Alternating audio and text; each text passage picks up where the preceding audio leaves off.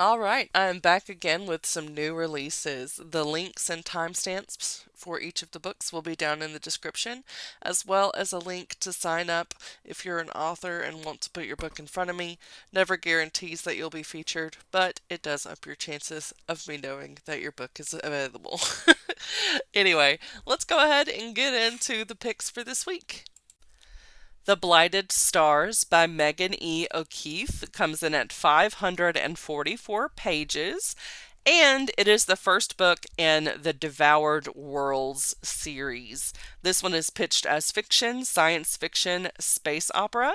Stranded on a dead planet with her mortal enemy, a spy must survive and uncover a conspiracy in the first book of an epic space opera trilogy by an award-winning author. She's a revolutionary. Humanity is running out of options. Habitable planets are being destroyed as quickly as they're found, and Nira Sharp thinks she knows the reason why. The all-powerful Mercator family has been controlling the exploration of the universe for decades and exploiting any materials that they find along the way under the guise of helping humanity's expansion. But Nira knows the truth, and she plans to bring the whole family down from the inside. He's the heir to the dynasty. Tarquin Mercator, I don't know how to say that. Mercator? I don't know. Or Mercator? I don't know. I give up. Tarquin never wanted to run a galaxy spanning business empire. He just wanted to study rocks and read books. But Tarquin's father has tasked him with monitoring the settlement of a new planet, and he doesn't really have a choice in the matter. Disguised as Tarquin's new bodyguard. Ooh, I love the bodyguard trope. Nira plans to destroy the settlement ship before they make land. This also this is a trope of the like ones kind of like sneaking on and wanting to wreak havoc on a ship. Reminds me of a book called Free Fall, by I think his name was like David Bellin or something. Let me look.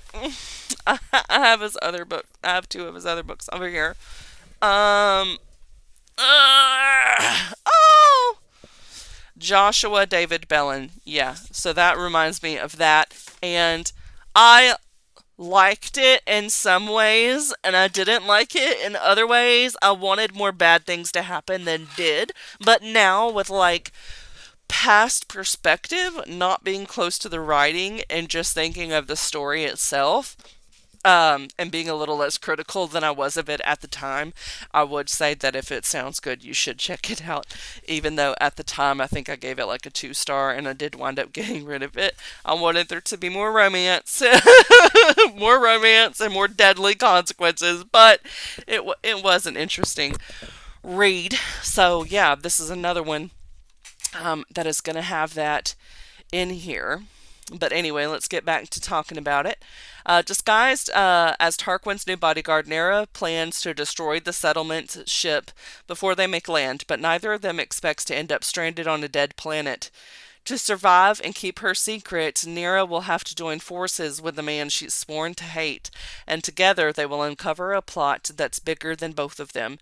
For more from Megan O'Keefe, check out The Protectorate, and there's like 3 books in that, which is Velocity Weapon, Chaos Vector, and Catalyst Gate. Empty Graves, Tales of the Living Dead by Jonathan Maberry comes in at 342 pages and is pitched as fiction horror. From the New York Times bestselling author of Ink, the Rotten Ruin series, and the creator of V-Wars. The undead walk, vicious, relentless, and never tiring, hungry. And the dead have their stories. Bram Stoker Award winner Jonathan Maberry is a master of the zombie tale. Empty Graves, Tales of the Living Dead is emotionally charged and disturbing. These stories range across the genres of horror, science fiction, and biological thriller, without ever straying from the fascinating humanity at the core.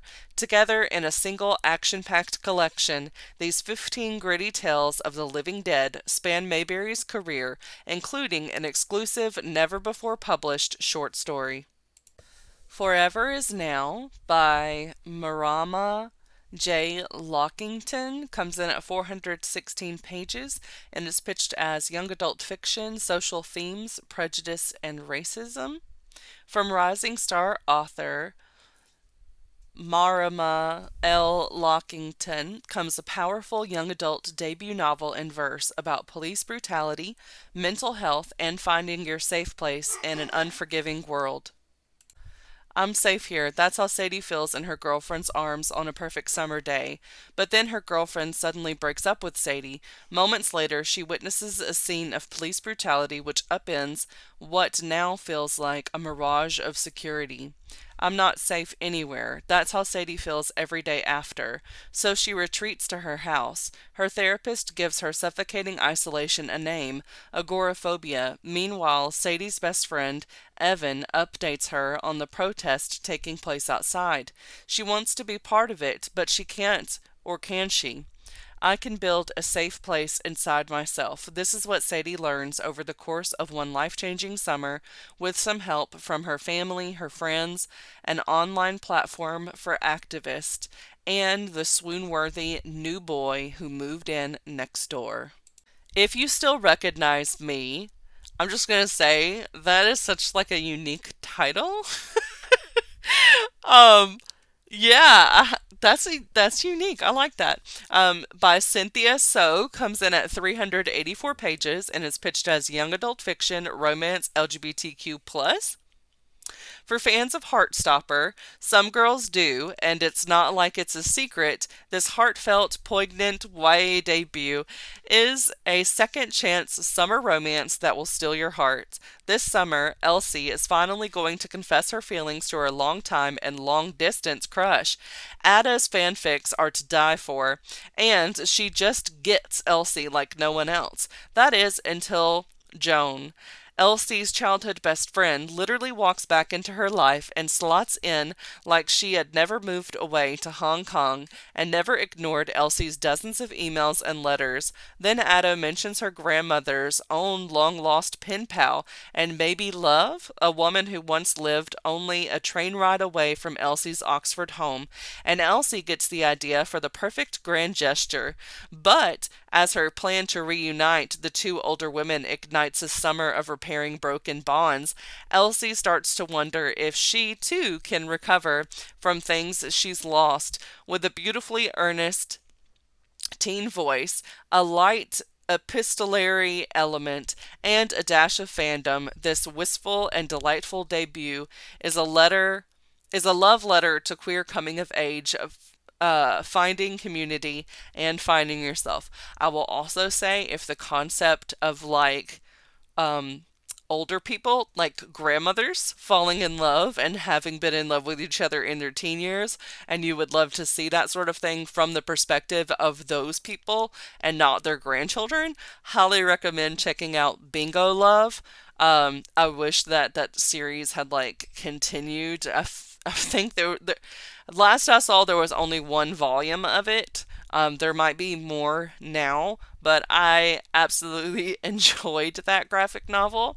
So definitely recommend checking that out if that sounds interesting.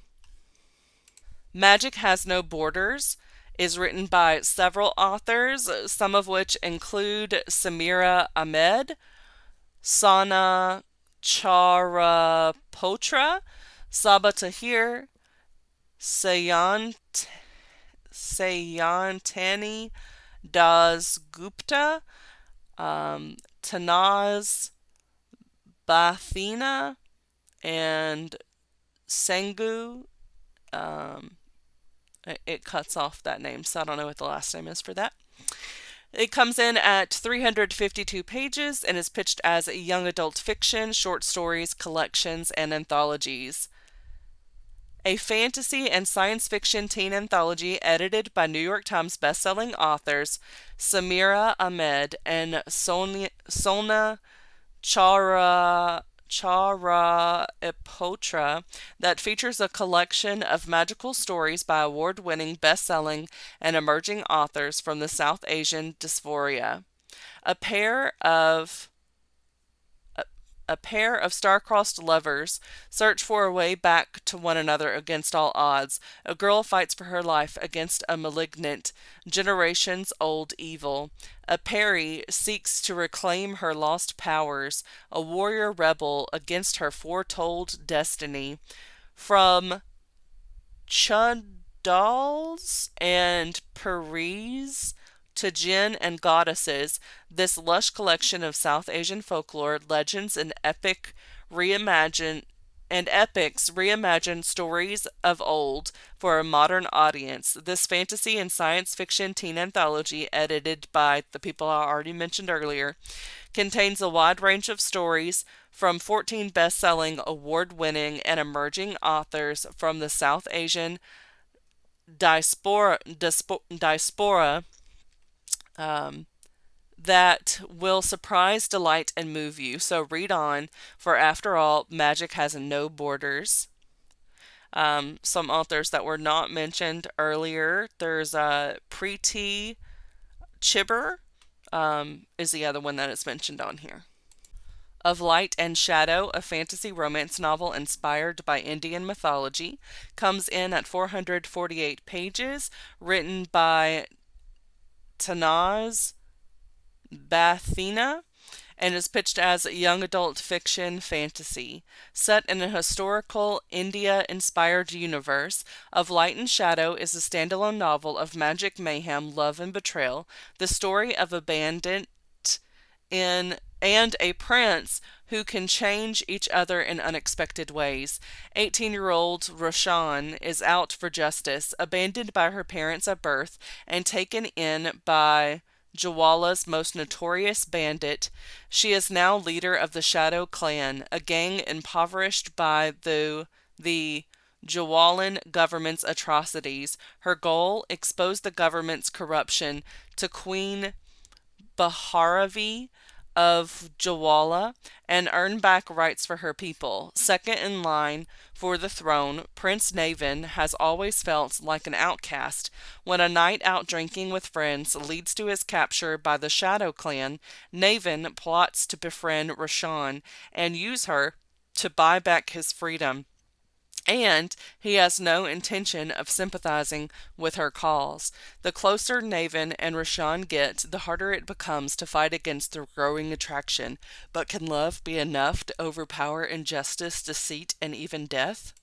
Riley Weaver Needs a Date to the Gaybutante Ball by Jason June comes in at 320 pages and is pitched as young adult fiction LGBTQ+. I actually requested this and got approved, so I do plan on reading this arc at some point this month. If I don't get to it this month, I'll probably read it during Pride Month. But yeah, this one sounded really good, so I'm excited to get to tell y'all about it now. The next LGBTQ plus young adult rom-com from New York Times bestselling author Jason June, author of Jay's Gay Agenda and Out of the Blue, follows femme gay teen Riley Weaver as he fights back against a classmate's femphobia and takes a bet that he can find a masculine date to the annual Gaybutante Ball. Femme gay teen podcaster Riley Weaver has made it to junior year, which means he can finally apply for membership into the Gaybutante Society, the LGBTQ plus organization that has launched dozens of queer teens' careers in pop culture, art, and activism. The process to get into the society is a marathon of charity events, parties, and general gay chaos, culminating in the annual Gaybutante Ball. The one requirement for the ball? A date. Then Riley overhears Skylar say that gay guys just aren't interested in femme guys, or else they wouldn't be gay. Riley confronts Skylar and makes a bet to prove him wrong. Riley must find a masculine date by the time of the ball, or he'll drop out of the society entirely. Riley decides to document the trials and tribulations of dating while film in a brand new podcast. Can Riley find a fella to fall for in time, or will this be one massive and publicly broadcast Femi failure? The new novel from Jason June explores how labels can limit and liberate us, and shows just what can happen when you bet on yourself. I love the whole line about labels can limit or liberate. I feel that way about multiple things in life when it comes to labels. Some people don't like to have labels. Me, I love labels because I feel like they create a method for broader understanding. Because when there is a label that explains something, it can allow someone to kind of like research it and do a lot of the legwork on their own to figure out what it is. And then they can fit in your world a little bit better. So I like labels, but I understand how some people don't like them. So I like how it points out both. They can be both limiting and liberating depending on how you view them and how you let other people um, look at them, I guess. Anyway, Something Like Possible by Moreland comes in at 384 pages and is pitched as young adult fiction LGBTQ+. In this compelling YA contemporary novel, a bisexual teen's path to political staffer stardom is in jeopardy until she convinces a new, unexpectedly cute candidate to accept her help. On the worst day of her life, Madison is dumped by her girlfriend, fired as campaign manager for junior class president, and she accidentally rear-ends the student government advisor, the one person whose good word might actually get her into a prestigious summer youth politics camp. But Madison is nothing if not a girl with a plan, and she isn't going to let a little thing like heartbreak or a slightly dented bumper get in her way. Soon she has a new candidate to back, although the two of them might be getting a little too close on the campaign trail. But when Madison and a group of queer classmates discover a pattern of harassment within the student government, Madison's forced to shift gears once again. All right, that's all the books I have for this week. Don't forget to like, subscribe, share with friends, and leave a comment down below to let me know which of these books you plan on checking out, or if there's a different book that was not featured that you're planning on reading this week. And I will see you all next time. Bye!